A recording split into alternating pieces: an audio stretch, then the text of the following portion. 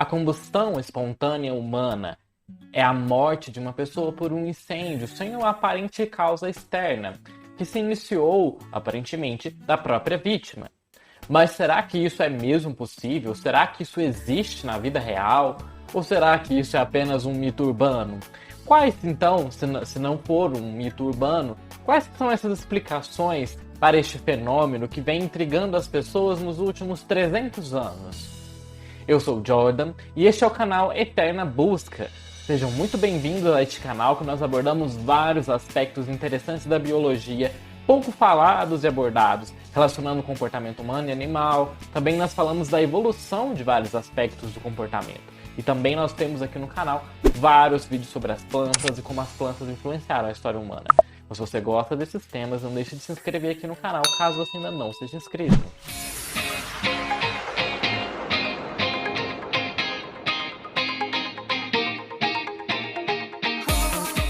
Como nós já dissemos, a combustão humana espontânea, ou também chamada em algumas vezes de autocombustão, refere-se à morte por um incêndio que se origina sem uma fonte externa aparente de ignição. Ignição é o que vai dar início ao fogo, né? Start ao fogo. Acredita-se que o fogo começaria dentro do corpo da própria vítima. O fenômeno da combustão humana espontânea, ele está bastante presente na ficção. E uma obra que explora isso particularmente é o caso do anime no Shobotai, ou em inglês Fire Force. Nessa obra, as pessoas elas espontaneamente morrem queimadas, sem que exista uma aparente causa de ignição do incêndio, e essas pessoas são chamadas de infernais. É uma história pós-apocalíptica, depois de um quase fim do mundo, e lá ela tem bastante mistério e fantasia relacionada a dentro desse universo de no Shobotai. Mas será que a combustão humana espontânea existe fora da ficção? Explicações naturais, bem como fenômenos naturais não verificados, foram propostos para explicar os relatórios de combustão humana espontânea. O consenso científico atual é que a maioria e talvez todos os casos de combustão humana espontânea envolvem fontes externas que vão dar início ao fogo. Essa ideia e o termo combustão humana espontânea foram propostos pela primeira vez em 1746 por Paul Rowley em um artigo publicado na Philosophical Translations of the Royal Society, escrevendo ao The British Medical Journal em 1938. O coronel Gavin Thurston descreve o fenômeno como tendo atraído a atenção não só dos médicos profissionais ao longo de todo esse tempo, desde quando ele foi descrito pela primeira vez, até os leigos.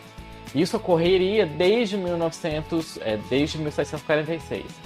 No seu livro de 95, a Blaise Larry Arnold escreveu que haveria cerca de 200 casos relatados na literatura de combustão humana espontânea em todo o mundo ao longo desses 300 anos de conhecimento desse fenômeno.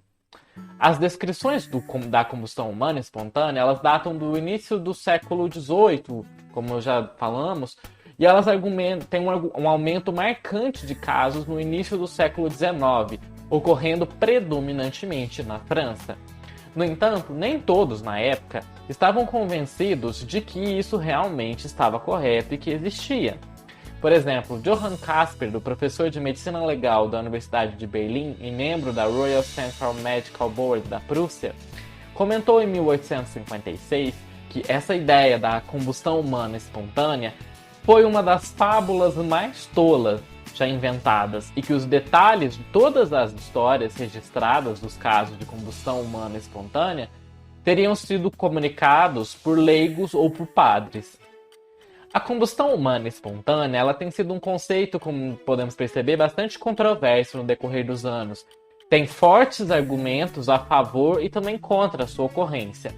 No entanto, apesar do ceticismo significativo quanto à sua existência, mesmo nos dias de hoje, ainda existem alguns ambientes médico-legais ocidentais que descrevem casos assim.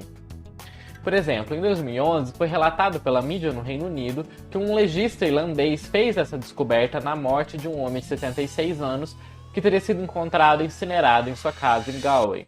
Esse incêndio foi investigado exaustivamente E fico com a conclusão, disse o legista, né, de que isso se encaixa na categoria de combustão humana espontânea. Os casos registrados têm essas características em comum, essas 6 características. As vítimas geralmente são alcoólatras crônicos, geralmente são mulheres idosas, o corpo não queimou espontaneamente, mas alguma substância inflamável entrou em contato com ele, as mãos e os pés daquela pessoa geralmente caem do corpo, o fogo causou muito pouco dano aos objetos que estavam em contato com o corpo, né? Tipo a cadeira, cama, qualquer outra coisa, não pega fogo, ou quase não causa nenhum dano. E a combustão do corpo deixou um resíduo de cinzas e gorduras bastante fétidas, com um odor bastante forte. Tal como acontece com todas as mortes por incêndio, a possibilidade de um homicídio oculto nesses casos deve sempre ser considerada. E o exame da cena é importante na busca de evidências de entradas forçadas ou mesmo de roubos.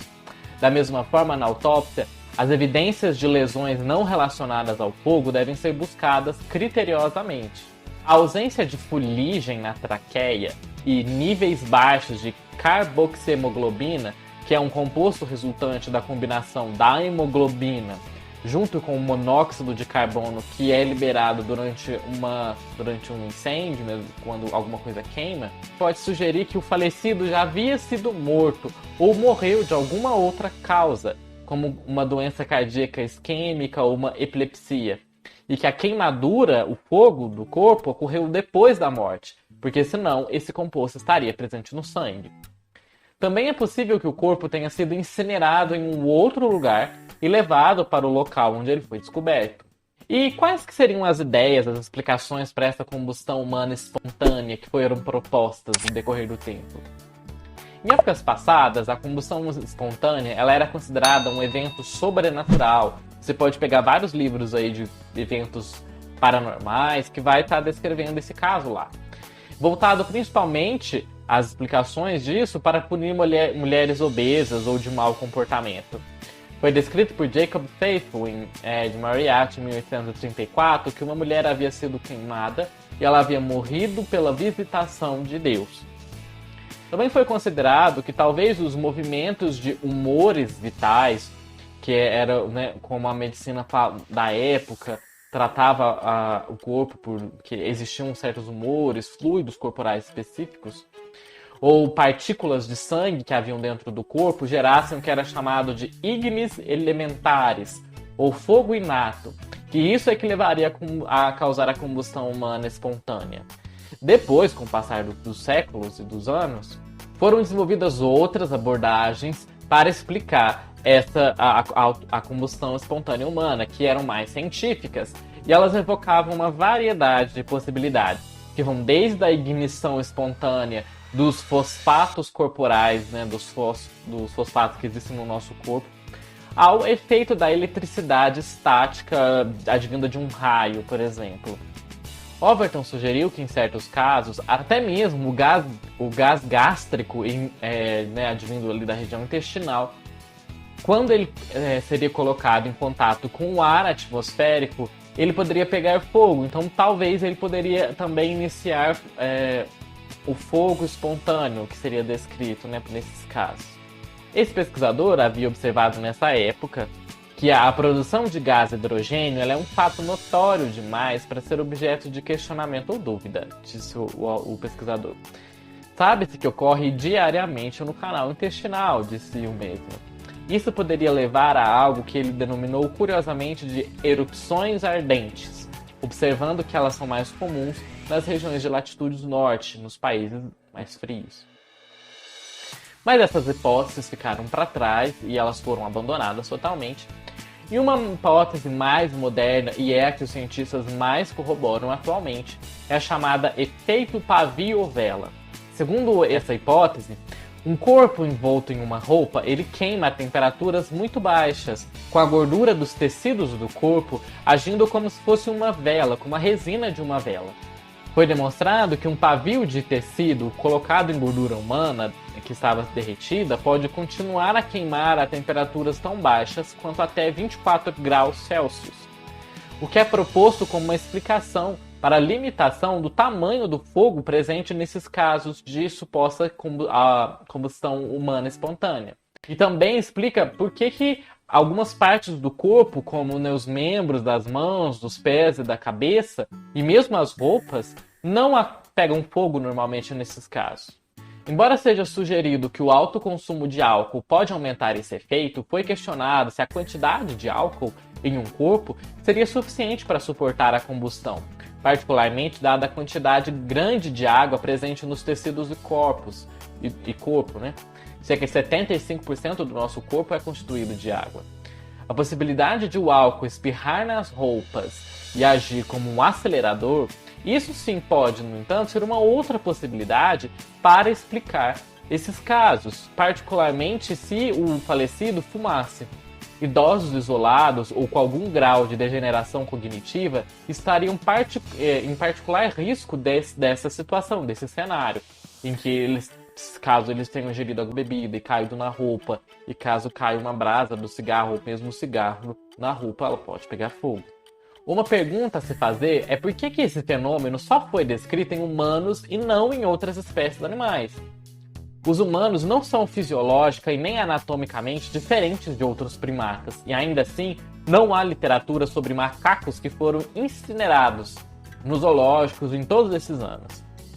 Um grande número de primatas ele é mantido sob observação nos zoológicos e nas instalações de pesquisas em todo o mundo, para não mencionar nos parques nacionais, e ainda assim nenhum foi descrito com essa combustão.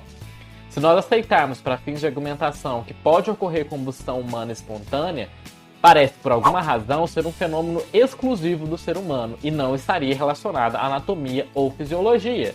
E essa suposição pode ser explicada, pelos fatores ambientais relacionados ao nosso comportamento humano, que eles parecem influenciar muito mais no acontecimento desse caso. Uma sugestão dos autores que pesquisam a combustão humana espontânea sugerem que o termo mais adequado para isso seria combustão corporal isolada, pois há sempre uma fonte externa de calor para inflamar o corpo. Ou seja, é um mito urbano isso. As fontes externas podem incluir fósforos, velas, cigarros e fogões. Grump e a sua equipe afirmam também que a combustão nunca é espontânea, ela sempre vai ser iniciada por essa fonte externa de chama. Outro ponto impressionante é que não houve nenhuma testemunha ocular desde o início das primeiras descrições que acompanharam esse incêndio, fora das criações literárias. Portanto, se a observação impediu que ocorresse casos de combustão, isso certamente estaria mais de acordo com uma causa externa do incêndio. O fato de que a fonte externa pode ser destruída no incêndio é talvez mais provável do que um evento espontâneo. Um caso ilustrativo disso foi de um homem alcoólatra em um pronto-socorro que desenvolveu convulsões incomuns seguidas de fumaça flutuando em torno do seu abdômen. Um exame posterior revelou 2 fósforos queimados no seu bolso, que se esfregaram durante a apreensão, que ele foi preso pela polícia, e durante esse processo eles acabaram se acendendo.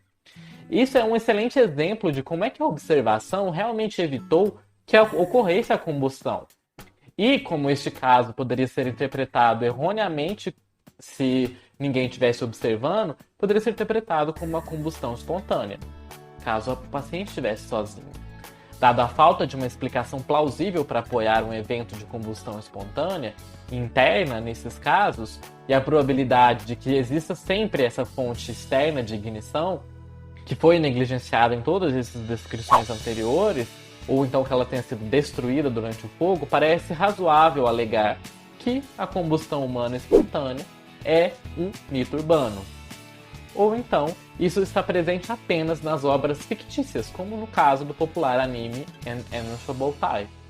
E se você gostou desse tema, de saber mais sobre esse mito urbano, eu tenho outros vários vídeos aqui no canal que eu vou deixar também nos cards finais aqui do vídeo, também linkado aqui em cima, para vocês poderem conferir, caso tenham interesse em saber mais de outros mitos urbanos.